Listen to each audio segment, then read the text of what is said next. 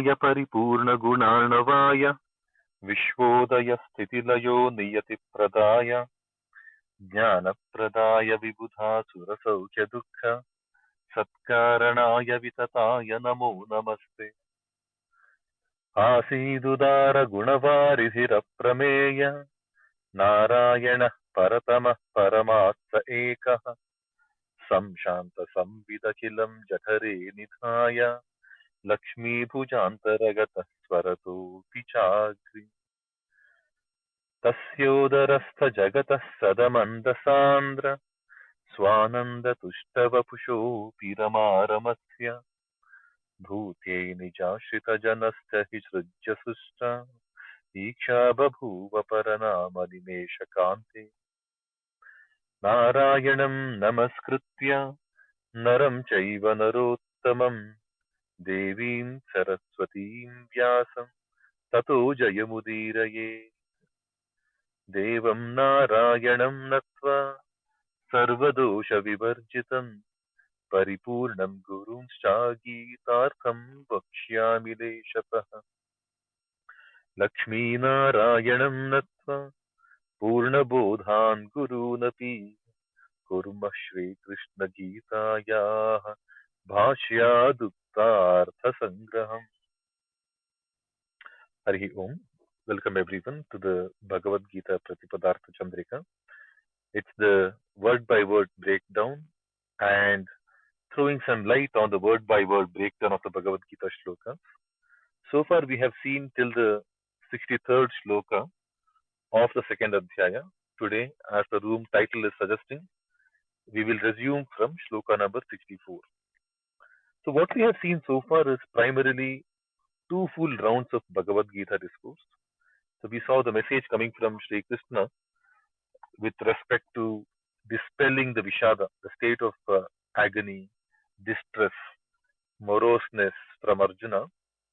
We saw Krishna delivering two sets of speech. And we can safely consider both. Every time the Bhagavan Uvacha begins and ends, we can safely count them to be a complete Bhagavad Gita in themselves.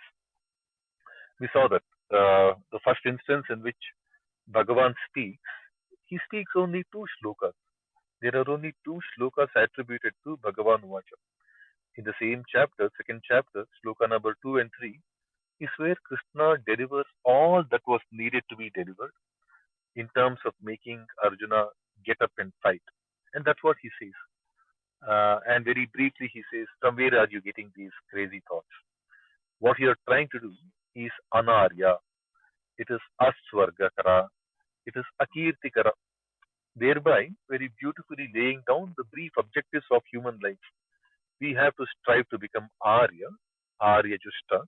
Arya, we saw the definition. Arya is somebody who is always Kartavya Sadhaka. He is always pro Kartavya, always pledged to delivering the duty, never abandoning the duty. That is the definition of Arya, the way we saw. Kartavyam, Acharet Karyam, Akartavyam, Anacharet, Tishtati Prakritachare, Sa Arya iti Vaismrita. So we saw the definition of Arya. So Arya Justa, be Arya Justa. What you are trying to do is Anarya Justa. What you are trying to do is also Aswargakara. Swarga is basically a higher elevated status, a higher elevated position. We all need to strive to become better and better than what we are today. What you are trying to do, Arjuna, is Aswargakara. And Akirtikara, you are doing something that will bring you bad name. Right? So three beautiful purposes very nicely laid down by Krishna. And then he follows that up. He immediately says, Klaibhyam masmagamak partha. Don't be that which hampers, which obstructs your Purushatva. Purushatva is the energy, the zeal, the zest we all carry to fulfill the life objectives, right? So Purusha. Purusha is the Pureshete, the one who is inside the Pura. Pura is the body, right? So the one inside the body is the Purusha. The one who lives inside the Pura, the one who lives inside the body is the Purusha. So there is a lot of energy we bring in. There is a lot of zest we bring in. Don't do something that will spoil your Purushatva. Kleba is often understood to be the Napumsakatva. So Klaibya is basically when he says Klaibyam mas pagamaha partha, don't become a Klaibya, don't disturb your Purushatva. Right? So the Purushatva is primarily to help us become Aryas, to help us gain the maximum out of self-realized potential. So Swargapara, going higher and higher, reaching higher and higher state, primarily means maximizing the potential, realizing the true potential, and Kirtikara, establishing the best name that we can all be. Bharata, the way I need to resolve, myself to be remembered. What way can I be remembered? Right? That's Kirti. We all need to earn a good name, a good respect. That is primary, right? So, and it goes in the order. I can't go for the name immediately. First, I need to aim at being duty bound. I need to deliver all that I am supposed to deliver.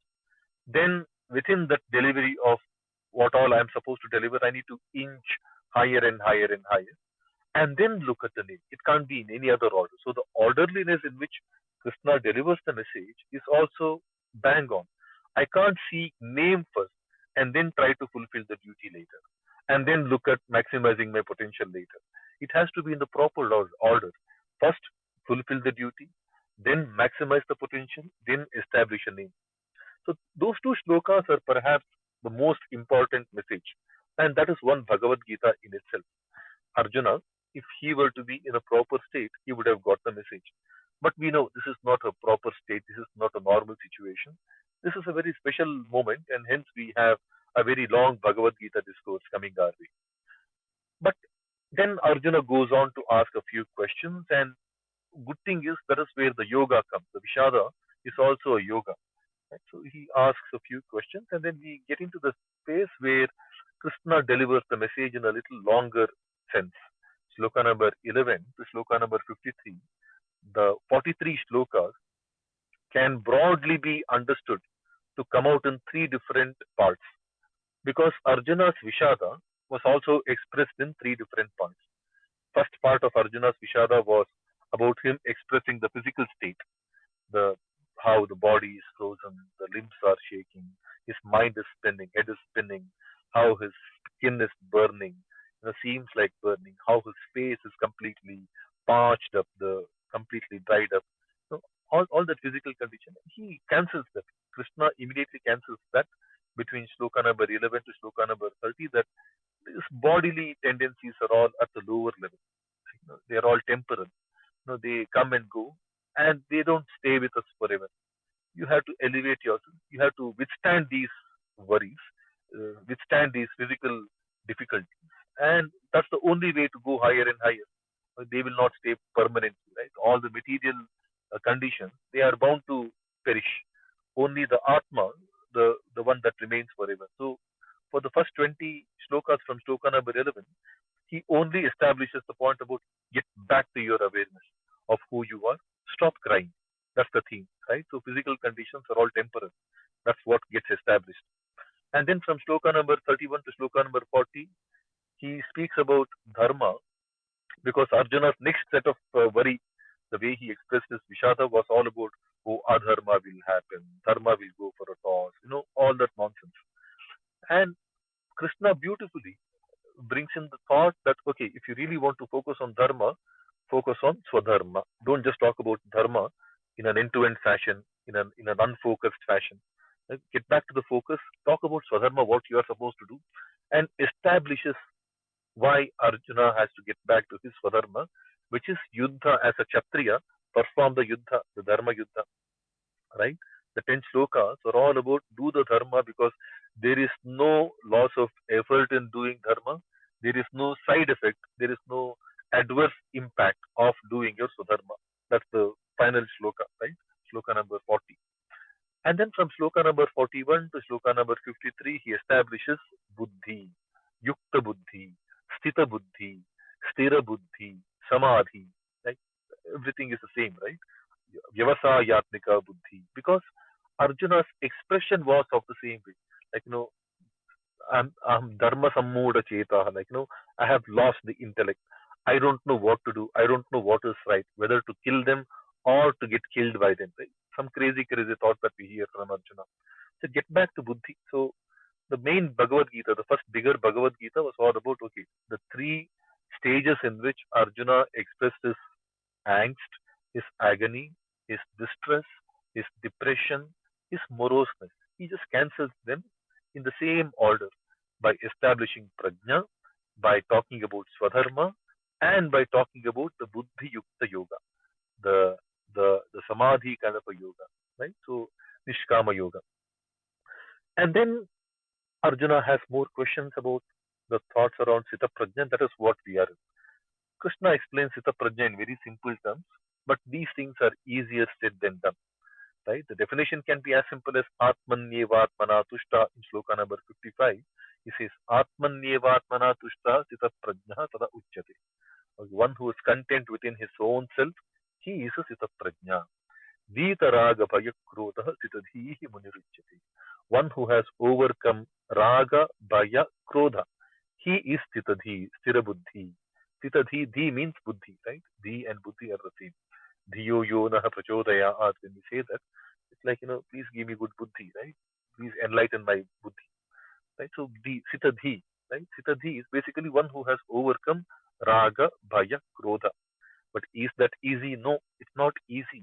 And that's the reason he goes on to explain some beautiful messages. And that is where, at one point, around sloka number 61, I think, he says, surrendering to me is the best.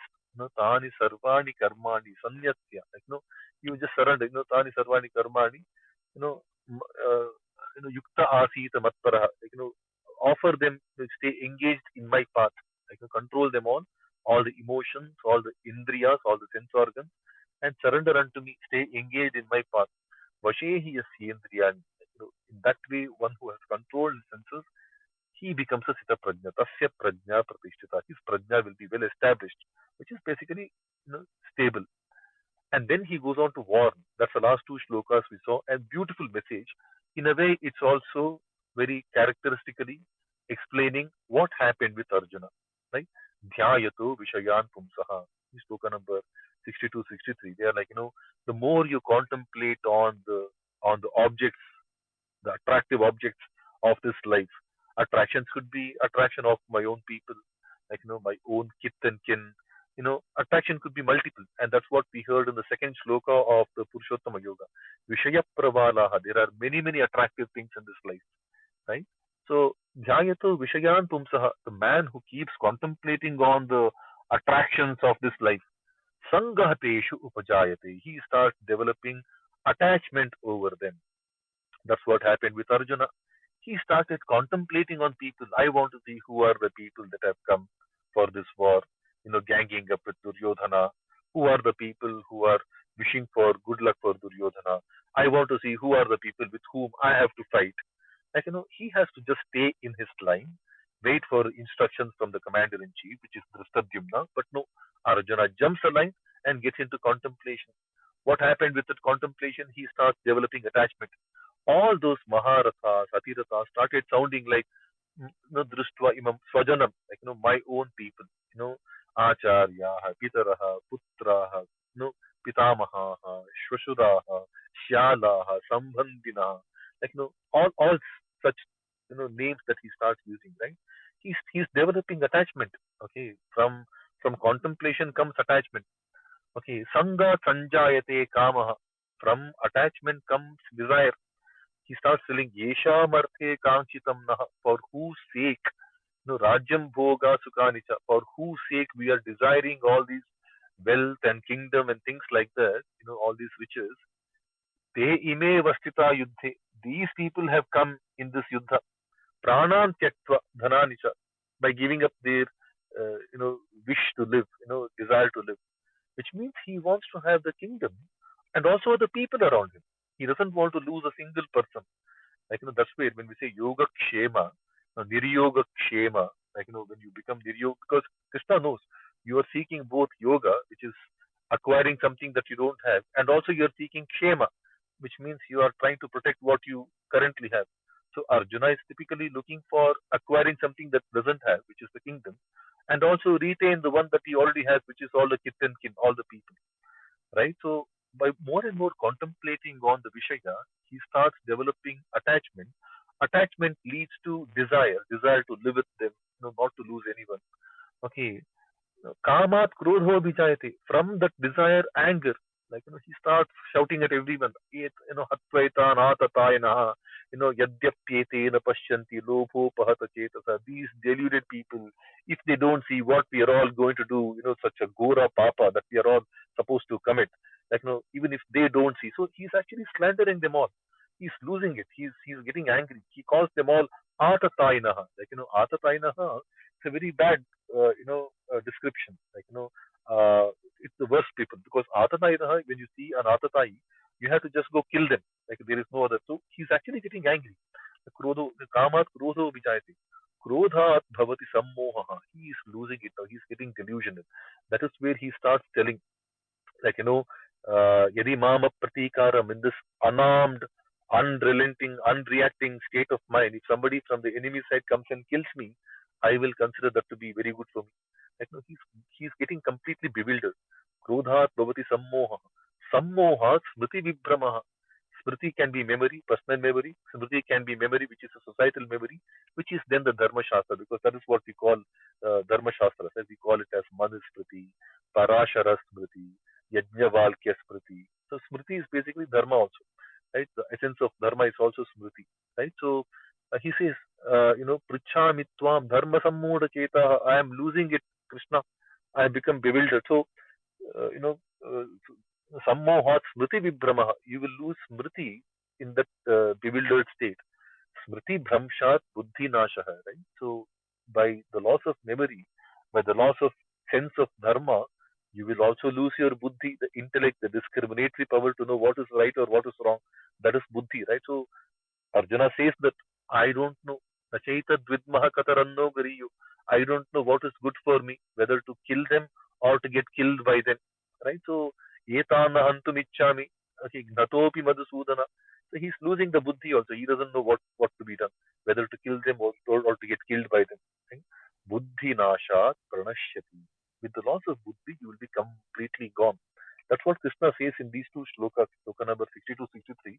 That is where we stopped in the previous session. In a way, very subtle way, Krishna shows the mirror back to Arjuna. This is exactly what happened with you. Like, no, hey Arjuna, this is exactly the case that happened with you. And this is where perhaps this Vishada Yoga, we call it as yoga because it's a very classical textbook case. Like, it's a case study for the theory that Krishna gave us in these two shlokas, shloka number 62, 63, how we can lose it, right? Arjuna's case is a textbook case, classical textbook case, right? So now we move on, right? From there, we are now looking into shloka number 64. Today we might not have a very long day. I have a personal commitment. I perhaps will, seek to wrap this up by 8:45 or so.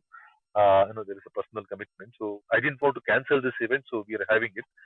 But we'll see how much ever we can cover till 8:45. We will cover to that extent, and then as such, we meet every Saturday at 8 o'clock. Typically, we have the session for 45 minutes. Today will be a little truncated session. So we move on now to shloka number 64. We have a web link pinned to the room. It's a beautiful website from the Aurobindo School, compiled by Dr. Sampadananda, very famous scholar. In the social media, he's quite active, especially in the Twitter world. You can get a lot of good information from his works. There are some books available for Samskrita Bhasha also. But within this website, I like this for the structure it has. The philosophical understanding of Gita could vary from people to people, and there is no one single commentary of Gita that can fulfill, can convince everybody. And hence, we have more than 5,000 standard commentaries of Bhagavad-Gita. That doesn't mean that there is any shortcoming in this website. It's a beautiful website for what it serves. We use it for a couple of key things. One is the Pratipadartha. That is what our session is intending to do. It gives us the Pratipadartha. It gives us the word by word breakdown. It puts those broken down words into the Anvaya, the prose order, right? It arranges those words in the proper prose sense. We can read them aloud and try to make sense of those. And then it also gives us the word by word meaning in English, and then a brief commentary from Aurobindo. And then we can all perhaps contemplate. The stage will be open for people to come up and then perhaps share your thoughts as well. So click on the link. We get to shloka number 64. And shloka number 64 reads like this. रागद्वेष विमुक्तैस्तु विषयानिन्द्रियैश्चरन् आत्मवश्यैर्विधेयात्मा prasadamadigaccati. So there could be some versions where the first line says ragadvesha vimuktaistu or ragadvesha viyuktaistu. From the sense of meaning, they both perhaps mean the same, not much of a difference. But we will nonetheless, get to see multiple pata bhedas or patantaras. We are expected to see those. Some of them will say ragadvesha vimuktaistu. Some may say ragadvesha viyuktaistu. Irrespective, we will see when you scroll down the web link, scroll down the web page a little down, you will see something called the padacheda. Now let's see what padacheda is. Padacheda is basically breakdown of the words, right? Breakdown of the sentence. Raga, dvesha, vimuktaihi to vimuktaistu. There is a sandhi happening. There's a transformation. To vishayan indriyaihi charan. Indriyaihi charan becomes indriyais charan. Atmavashyaihi vidheyatma becomes atmavashyair vidheyatma. Prasadam adhigacchati. Prasadam adhigacchati becomes prasadam adhigacchati. Right? So these are the word breakdown, and these words, the jumbled words can be rearranged in a proper prose sense, in a prosic sense, and that is what we see in the section above called the Anvaya.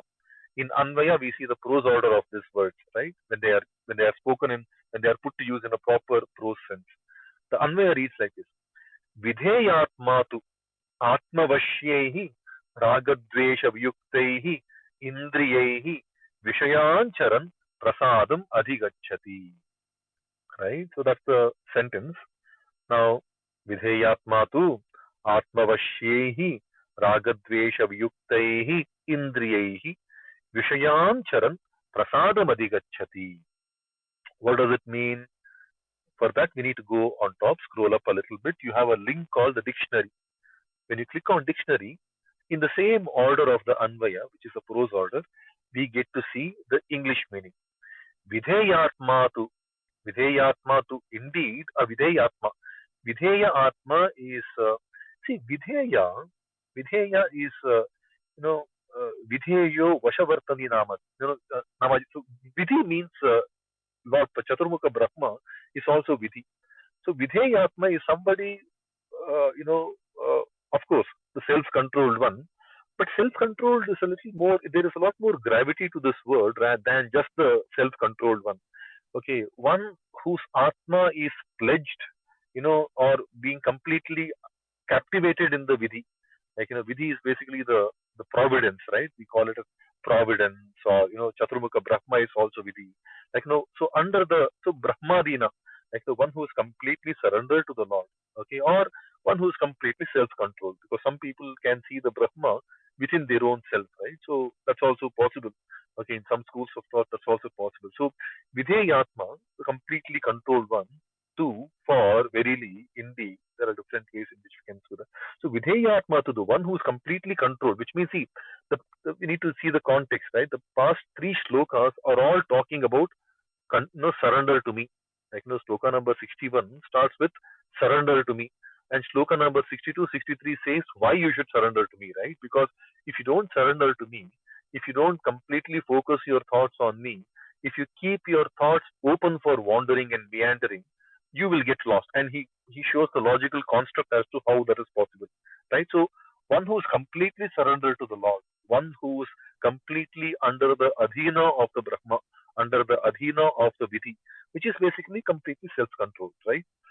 Atmavashyaihi ragadvesha vyuktaihi indriyaihi. Okay, by the indriyas. Indriyaihi, this is Tritiya Vibhakti, which means by, by the indriyas, which are atmavashyaihi, which are self-controlled, which are under one's own control, right? Indriyaihi, that are atmavashyaihi, and ragadvesha vyuktaihi. By the indriyas that are under one's own control and the ones that have been devoid of raga dvesha, right? The ones that are liberated from raga dvesha. I think there is no attachment, there is no aversion. The indriyas that are freed from attachment and aversion and are under one's own complete control. Okay, by those indriyas, indriya means by those indriyas, vishayan charan. Okay, you keep coursing the activities. You keep ranging over the objects or coursing over the objects or experiencing the objects. If you do that, okay, without getting any attachment or aversion, like for example, the wine taster, right? The wine taster doesn't really bother whether he likes that wine or not. His job is to do the quality check, like, whether this wine is proper or not, adequate or not. Similarly, the cook, the chef shouldn't really bother whether that food is something that he likes or not. He is bothered about whether that is fit for somebody else's consumption. That is what he does. So he is only looking at doing for the sake of doing, for the purpose of delivery, rather than getting attached to, oh, this is amazing. The wine taster cannot go indulgent in drinking wine, right? Some people we get to see that. Similarly, a master chef cannot go indulgent with his, wine drinking or food eating habits. If he's made Mysore Pak or Gulab Jamun or Malpova, he can't go on binge eating the same Malpova, right? He has to keep that arm's distance. So, the one, the Vidheyatma, by his senses, Indriyahi, which are Atmavashyehi, completely controlled within his own self, and Raga Dvesha Vyuktaihi or Vimuktahi, and with those sense organs which are completely devoid of attachment. Vishayan Charan, when he performs actions or when he courses over those experiences, Prasada Madhigachati, whatever he gets is basically Prasada. See, Prasada is something that is God's grace. We understand Prasada to be God's grace. What does this website say? The serene felicity, right? He will Adhigachati, gets into serene felicity, right? That's what it says. Now, very nice word. Some websites might say he will obtain, gets into. Adhigachati can be obtain, attain, or gets into. Prasada can be popularly in the Rudi Bhasha, right? In the colloquial sense, we understand Prasada to be God's grace, right? But the serene felicity is a little nicer translation, quite literal translation. But see, prasada, it has pra.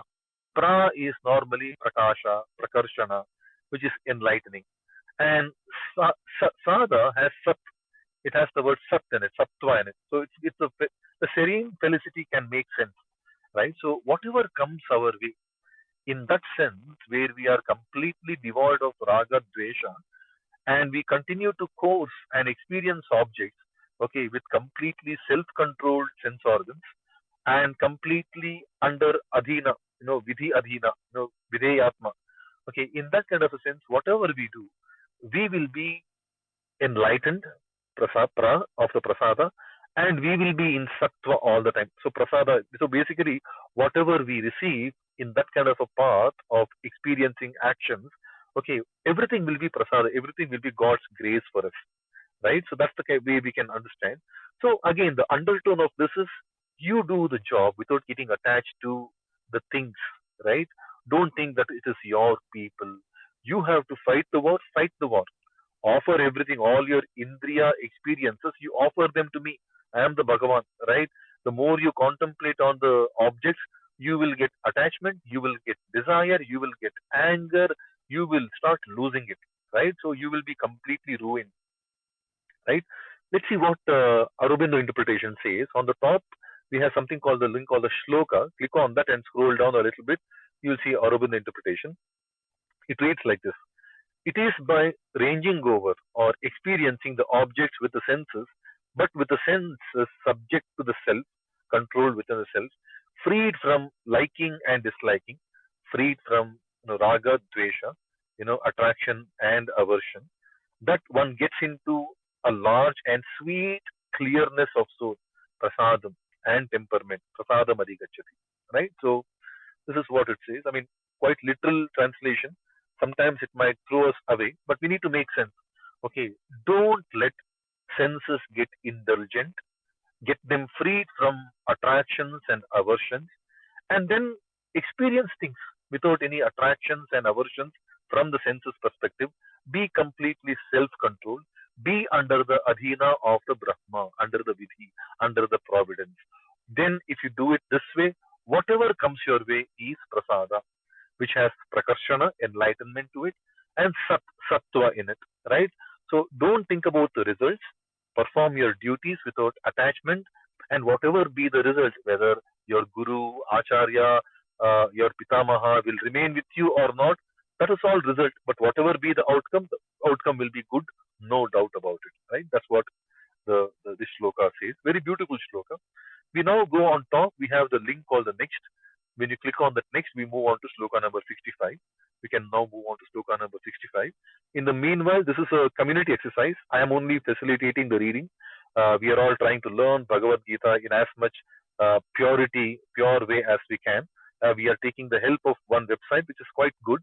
But the stage is open for people to come and add in. So please don't hesitate to stop me, interject, and pass on a remark if in case you think there is something that we have missed out, right? I'm only trying to do a facilitating job here. We now move on to shloka number 65. If anybody is interested to be on the stage, please do ping for the mic access. The moderators would love to have you here. We keep repeating the same statement again and again and again. Okay, so now we move on to shloka number 64 and 65.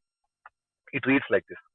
Prasade sarva dukkhanam hanirasyopajayate prasanna chetaso hyashu buddhi paryavatishthate. So, prasade sarva dukkhanam hanirasyopajayate prasanna chetaso hyashu buddhi paryavatishthate. What's the padacheda? Scroll down a little bit. We have a section for padacheda. It says, prasade sarva dukkhanam hanihi asya upajayate. Hanihi asya becomes hanirasya. Asya upajayate becomes asyopajayate. So, hanihi asya upajayate. When it is compounded, it becomes hanirasyopajayate. Prasanna chetasaha hi prasanna chetaso hi. So, visarga becomes o guna. Prasanna chetasaha hi prasanna chetaso hi. Hi ashu hyashu. Prasanna chetasaha hi ashu. Prasanna chetaso hyashu. Buddhi paryavatishthate. So this is the breakdown of the words. When we rearrange them into the prose order, we get to hear the Anvaya. Anvaya reads like this, the section just above this Padacheda. Prasade asya sarva dukkhanam hani upajayate. Prasanna chetasah buddhihi I ashu paryavatishthate. So effect of prasada, because the previous shloka says you will get prasada. In what sense you will get prasada? In vimukta state of raga dvesha. How do we, the easiest way to attain the vimukta state of indriyas from raga dvesha? By surrender, right? So point by point, very logically the explanation is going. Now the advantage of prasada. He says, prasade asya sarva dukkhanam hanihi upajayate. What does it mean? We go on top and click on the dictionary. It says, prasade. In that prasade is the seventh vibhakti, right? It says locative, it says like, it's in the prasada. When you attain that prasada, in that prasat result, right? The result, outcome, which has prakarshana and sat in it, right? So, in that prasada, asya is the pronoun, right? Of this person. Okay, asya. Sarva dukkhanam. Okay, of all the miseries, sorrows, right? Hanihi, the loss, upajayate, takes place, which means all the sarva dukkha's will be lost, will be killed, okay, in prasada. Okay, the loss takes place of the dukkha. The loss of dukkha is basically the dukkha will be relinquished or vanquished. Right? Prasanna chetasaha buddhihi. The buddhi which is called prasanna chetas. Okay, prasanna is happiness, right? Now, when you look at prasanna, prasanna also has pra and sat in it. Similar to prasada, both prasada and prasanna, the roots are the same. Prasat, right? The pratyayas go a little different. The word construct, okay, they tend to go a little different, but the roots are the same. Pra upasarga, sat. Sat is basically sattva, right? So prasanna chetasa, but prasanna we understand. Prasanna vadana means a smiling face or a happy face, right? So in the Rudi, in the colloquial sense, prasanna means happy, prasada means gift, God's grace, right? But the root of them both are the same. Pra, prakarshana, sat, which is sattva, right? The root both of both the words are the same, right? So that's something for us to contemplate on, right? So prasanna chetasah buddhihi hi ashu, the buddhi which has got the prasanna chetas, the happy chetas, he indeed, verily, ashu, very quickly, okay, immediately, ashu bhashana, extempore, right? Ashu is immediately. Pari avatishtate. There are two upasargas, right? Pari and ava. Tishtate is stand. Pari avatishtate gets established, right? Gets immediately established or rapidly established, right? So in prasanna chetaha, in prasada. So the advantage of prasada is all your miseries will go and your buddhi will immediately become awakened, okay, in proper sattva and prakarshana, and you will be completely seated in, immediately established in that happy buddhi, like cheta, prasanna chetas buddhi. That's what it says. Let's see what Aurobindo interpretation says. Like, by that, okay, large, which is by that is which is the prasada. By that prasada, large and sweet clearness of soul and temperament, passion and grief find no place. The intelligence of such a man is rapidly established in its proper seat. Well, this gets a little confusing, but I think the easier way is prasade asya sarva dukkhanam hanihi upajayate. In the prasada is any result that we obtain for actions performed without indulgences of the sense organs. Right? That's what we get to hear in the previous shloka. So in prasada, all your miseries will vanquish. You will soon be established in buddhi that has prasanna chetas. I think that's the quick summary, right? So we can keep it simple, and most of these are Indian words. We are all using these, like prasanna chetas is something that we use in perhaps every Indian bhasha, every Bharatiya bhasha. So that way, some of them we can keep them the way they are rather than going for literal translations, but like the way many websites do, because they might tend to get a little confusing, overwhelming, more to say, right? So that's the whole thing. So in prasada, you will become prasanna chetas, right? You will become happy, like and prasada is basically when you don't have, and the proof of the pudding, right, is in the eating. When we look into it in the common sensical way, like when I don't have expectations, I buy the lottery, but how many people keep counting the 1 crore that has been printed on the lottery? No, if it comes, it's a lottery, right? It's a bonus, right? So we don't really hinge on to that outcome, like we are disconnected with that, so we don't have raga dvesha. If I lose the money, but we do end up having the raga when something nice happens, we will jump up in joy. What Krishna is telling is, don't have that also. If it comes, good for you. If it doesn't come, then also good for you. Like keep distance away. Focus on what you need to do rather than counting the results. Like that's basically the entire thing about keeping the raga dvesha away, an arm's distance, an arm's length away. So now we go back to the next one. On top, we have the next link, and we click on that. We move on to shloka number 66. Shloka number 66 reads like this: नास्ति बुद्धिरयुक्तस्य न चायुक्तस्य भावना न चाभावयतः शान्तिर् अशान्तस्य कुतः सुखम्.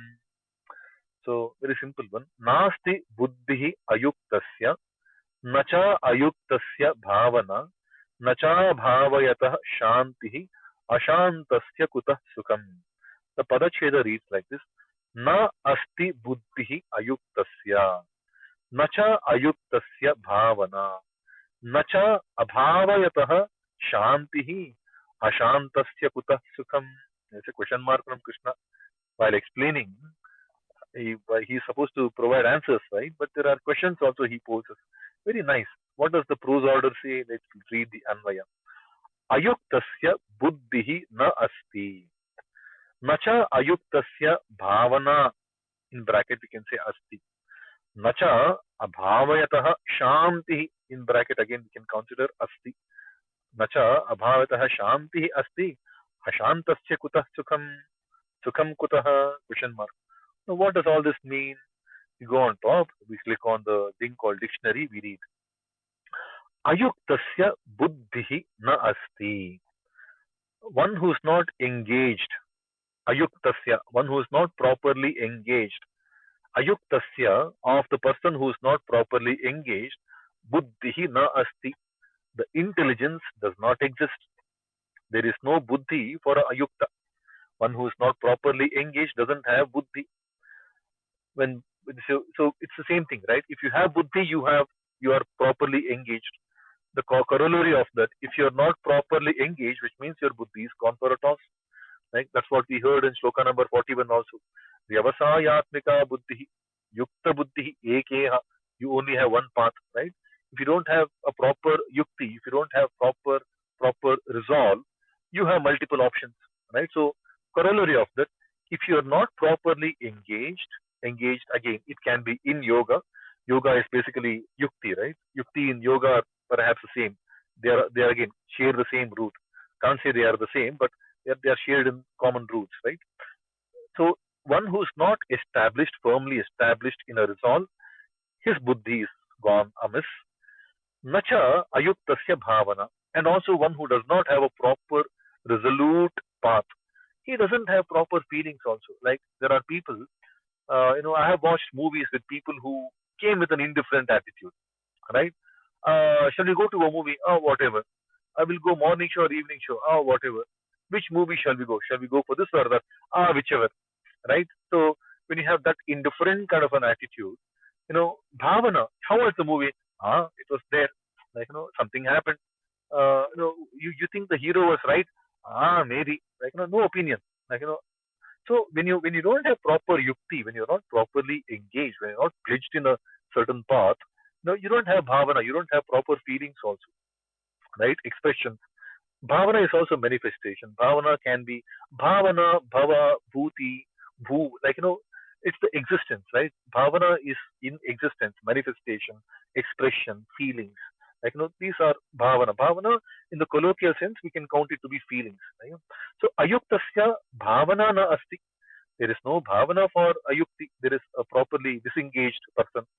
Nacha abhavatah shantihi asti. When you don't have proper bhavana, when you don't have proper feelings, expressions, you can't have shanti. Right? If you have for that, I mean, you got to be manda buddhi, right? But shanti doesn't come in mandatva. Shanti is, again, we spoke about this, I think.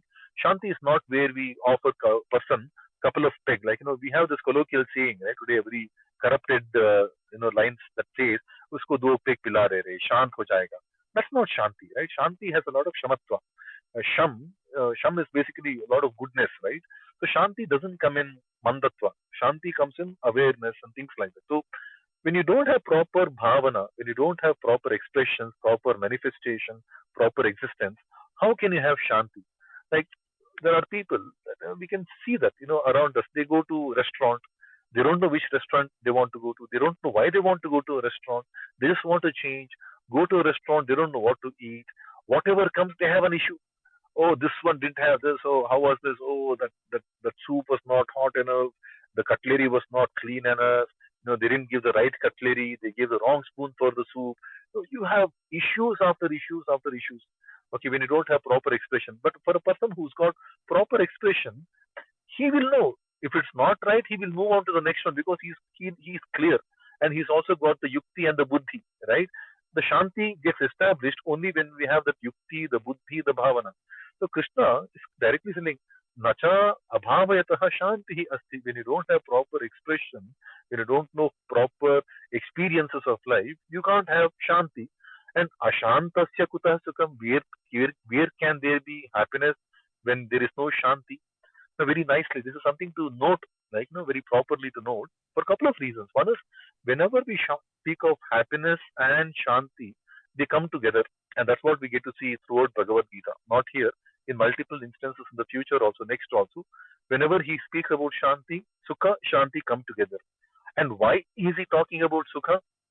Because that is the primary question from Arjuna, right? Yena shreyoham apnuyam. What is better for me? What is it that's going to give me shreyaskara?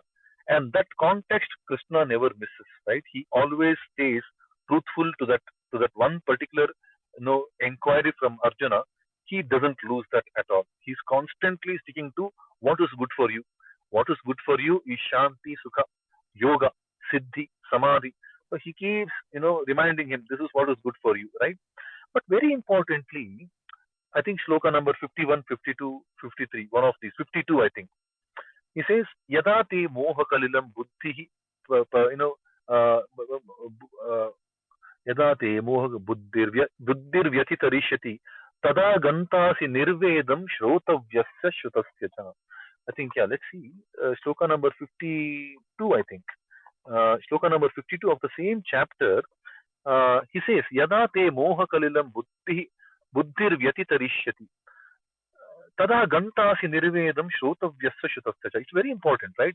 The shloka that we just read, shloka number 66, is very important because many a times we tend to stay indifferent. He says in shloka number 52, it appeared like, Krishna says indifference is good, right? Indifference is good when we apply it to the emotions around the results. Yada te moha kalilam buddhi yatitarishyati. This moha kalila, moha is primarily the emotions on the manas, right? Buddhi vyatitarishyati, like, if your buddhi can overcome this moha, like, tada gantasi nirvedam, then you will be indifferent to what has been heard and what is to be heard. So and what is to be heard and what has been heard is primarily to be looked at from the resultant perspective, not the action, right? So your experience should have the bhava. It should better be discriminatory. It should better be discerning in nature, right? It can't be indifferent to what we are supposed to do, what we are about to do, and what we are experiencing. My bhavana, my current bhavana can't be indifferent. My current sankalpa can't be indifferent. My current vyavasaya, like, my occupation, okay, can't be indifferent. I can't say I can do this or that or anything. Like, or should we have Bhagavad-Gita class or should we now talk about, the hijab controversy? No, we have to be very clear. Though the hijab controversy could be a common interest for many of us sitting here, okay, we have to be firm with what we are supposed to speak, right? We can't say suddenly come and say, okay, Kiranji, Shraddhaji, can we have some bhajan? No, we are sitting here for Pratipadartha, right? We have to be firm in the resolve. We can't keep indifferent. So when we look into shloka number 52 kind of shloka, sometimes people tend to believe that, oh, what is to be achieved? This or that, it's all the same. In the Paramatmika level, there is something called dharma, adharma. We can stay diluted. No, we can't. Like, so that is for the result, and that indifference is of the manas, the expressions of the manas, the moha kalilatva of the manas. Okay, because buddhi can overcome the kind of forces that come as part of the manas. So we have to slightly draw the distinction. And to that extent, I think what Krishna is delivering here in Shloka 66 perhaps makes a lot sense. Right? So, Ashantasya kutah sukham. When you don't have Shanti, how can you be happy? Like, and happiness is again not our current state of understanding of happiness, right? Our current state of happiness is like, always result oriented happiness. I get this, I'll be happy, right? And that's a never ending task. Here it is more to do with do your duty, be prasanna chetas, have proper bhavana, have proper buddhi in place, have proper yukti in place, have proper shanti and sukha. That's a logical construct. Let's see what Aurobindo says. Click back on the link called Shloka and scroll down. Sri Aurobindo interpretation says, for one who's not in yoga or yukti, right, there is no intelligence, buddhi. There is no resoluteness, right? There is no firm resoluteness. No concentration of thought, which is bhavana, right? With For him, without concentration, there is no peace. Okay, abhavayatah shanti nasti. And for the unpeaceful, how can there be happiness? Okay, ashantasya kutah sukham. So again, the translations, while it is being made as a very honest translation, literal translation, sometimes to get the real juice of it, we might struggle when we read this English translation. But nonetheless, the simple answer is ayuktasya buddhihi nasti. For ayukta, there is no buddhi, and ayuktasya cha bhavana nasti. And for an ayukta, there is no bhavana. Abhavayatah shanti nasti. When there is no bhavana, there is no shanti. And ashantasya kuta sukham. How can there be sukha for ashanti, in the state of ashanti? That makes it much, much easier, right? So that's this shloka. We can now move on to click to the next tab and move on to shloka number 67. Shloka 67 reads like this. Indriyanam hi charatam yanmanonu tadasya harati prajnam vayurnavamivambhasi. Indriyanam hi charatam anuvidhiyate tadasya harati prajnam vayurnavam ivambhasi. Padacheda reads like this. Indriyanam hi charatam. Yat manaha becomes yan manaha. Manaha anuvidhiyate. Manonuvidhiyate. Tat asya becomes tadasya. Harati prajnam. Vayuhu navam. Vayur navam. Navam iva ambasi ivambasi. What does the Anvaya say? The prose order. Ambasi navam vayuhu iva. Yatha ambasi navam vayuhu iva charatam indriyanam hi yat manah anuvidhiyate tat asya prajnam harati. Right? The section is all about Sita Prajna, right? So now he's cautioning what can go wrong. What can go wrong? He says, ambasi navam vayuhu yatha, just like how ambasi navam vayuhu iva charatam indriyanam hi yat manah anuvidhiyate tat asya prajnam harati. What does it mean? Sounds nice, but for that we need to click on the link called dictionary on the top, right? Dictionary. Ambasi navam vayuhu iva. In the water, just like how the ship by the vayu, just like that. What happens for a ship without any anchoring, without any firmament? Okay, the ship can be taken to any direction by a wind, right? Uncontrolled ship in the middle of the seas by the vayu can just take it anywhere. And even when there is inadequate control, also, like for example, we see storms and so there are some extreme weather conditions, right? Even when the ship is trying to control itself, the wind can overpower anything, right? So the wind has the power. So just like how the vayu, the wind, can do to a ship in the water, in the middle of the water. Similarly, charatam indriyanam, the recklessly meandering, wandering, indriya senses of those, senses. He indeed, verily, yat yat anuvidhiyate, manaha anuvidhiyate, that mana which follows them. So, which basically means the mind which follows the sense organs, okay, without really bothering to control them. Just like how the wind is led to kind of do whatever it feels like to the ship in the middle of the water. Tat asya, that of this person, prajnam harati, will destroy the prajna. Prajna is prakarsanena tat jnanam, right? So the knowledge that enlightens us, awareness, right? Prajna is consciousness, the awareness, right? So what it basically is trying to say, just like how the wind, uncontrolled wind, can sway the ship in multiple different directions, okay, can forcibly take the ship away in multiple different directions. Similarly, the mind, which is wandering behind the senses without actually controlling them, will take away the prajna of the person, will kill the prajna of the person. Now, see, this is something that we keep hearing in many, many Upanishads and things like that, right? That if the body is like the chariot, the manas is like the reins, the sense organs are like the horses. The reins will have to control the horses. If you let the reins loose, the horses will take the reins away, right? It will run with the reins away. Now, that is something that we keep hearing in multiple different places. The mind control is all about letting the mind take control of the senses rather than the senses take control of the mind. And I think that is what we hear, right? In a couple of shlokas ago, I think shloka number 60, 59, 60, you know, Indriyani pramathini haranti prasadam manah.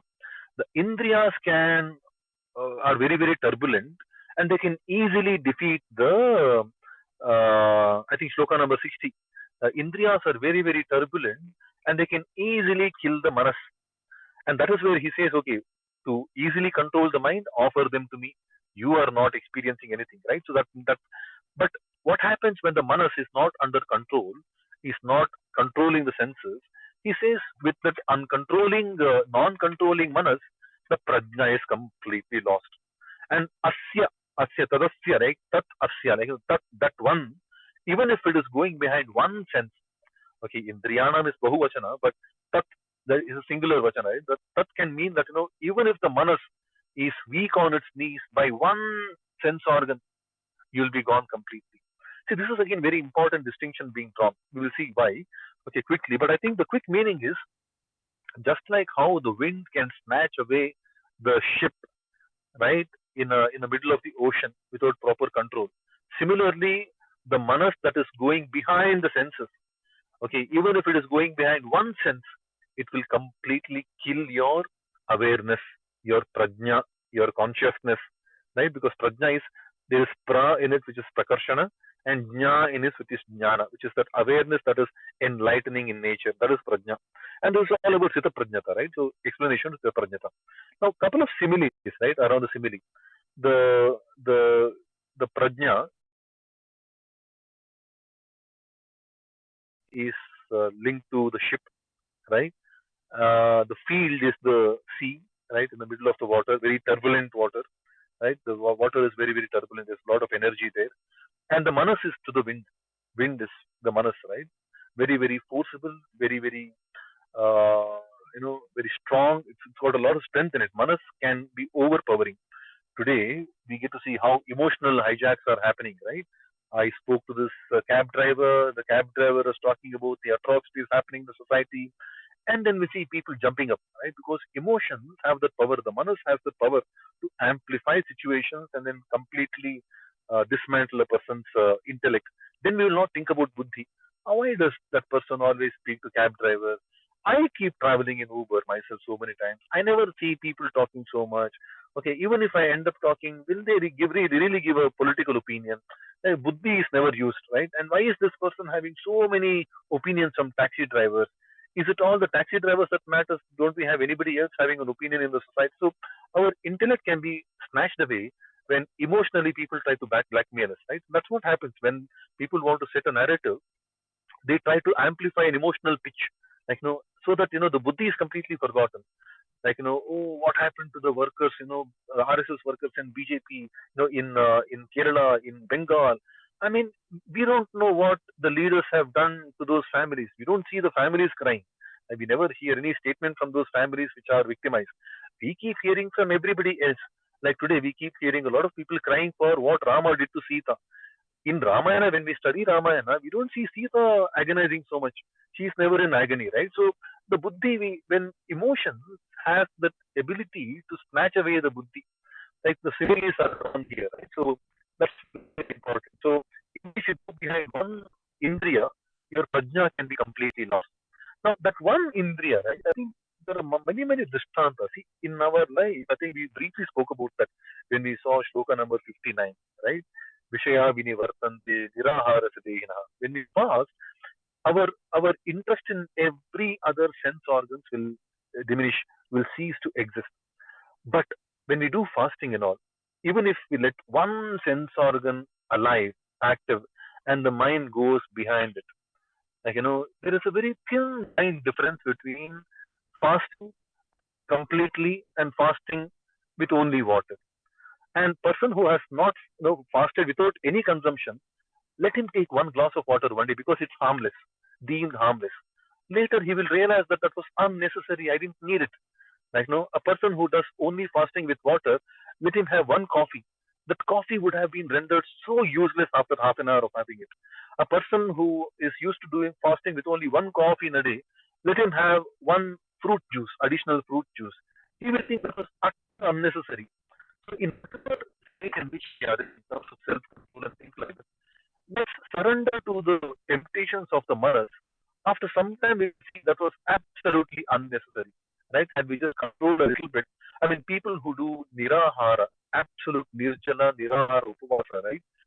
See them on day of they are supposed to break fast, right? On the Dwadashi day. Like today is Ekadashi. So tomorrow morning, a lot of people will be breaking the fast. Let them take bath, let them do their nityanushtanas and come back. After that, delay their lunch, delay their breakfast till afternoon.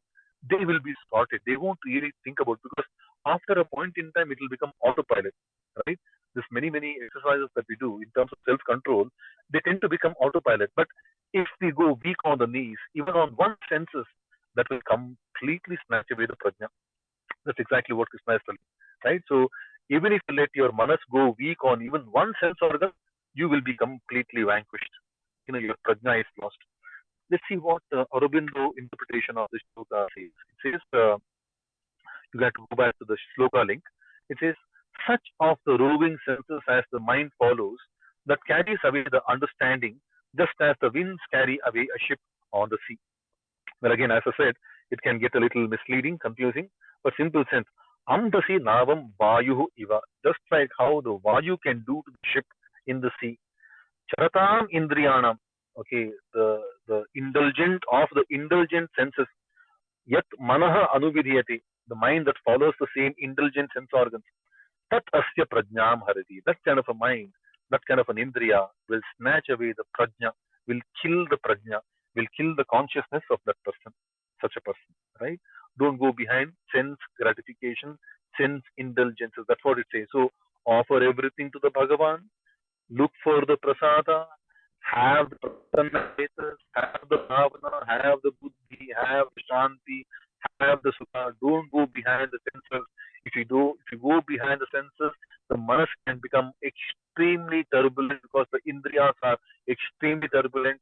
The manas will be lost. With the manas being lost, the prajna will be lost. And with the prajna being lost, needless to say, obviously, you cannot be a sthita prajna, right? This is all about sthita prajnata. So now we go back, click on the next, we move on to shloka number 68. Shloka number 68 reads like this. Yes. It's 9 o'clock. I'm just reminding you. You said you're going to conclude at Uh-huh. 8:45. I thought I'll just look at one shloka and then All right. leave All right. after Yeah. that. Okay, so last one for the day, because I need to keep this as a truncated session. We'll continue next Saturday.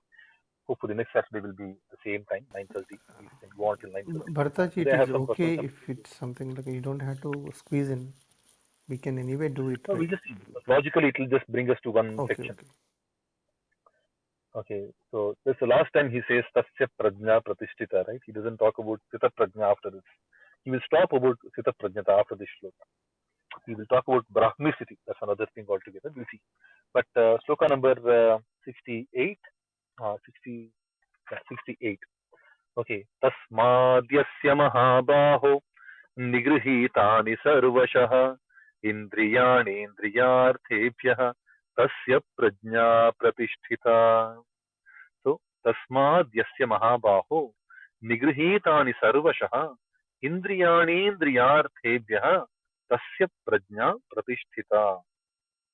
What does the padacheda give us? Tasmat yasya, tasmad yasya. This is sandhi, right? Tasmat yasya mahabaho nigrihitani sarvashah indriyani indriyarthebhyah tasya prajna pratisthita. I think there is only one or two sandhis here. Let's see what the Anvaya gives us, the prose order, right? Tasmat he mahabaho yasya indriyani indriyebhyah sarvashah nigrihitani tasya prajna pratisthita. What does it mean? Click on dictionary, on the link called dictionary. Tasmat, he Mahabaho, therefore, O Mahabaho. Mahabaho is Mahat Bahu, like one who has broad shoulders. Broad shoulders figuratively means somebody who can take massive responsibilities, right? So Arjuna is capable of taking big responsibilities. Oh Mahabaho, oh Arjuna, oh responsible Arjuna. Because now Chitta Prajnata is all about responsibility, right? You have to be Buddhi Yukta. You have to get back to the sense of responsibility. You have a sense of responsibility, boss.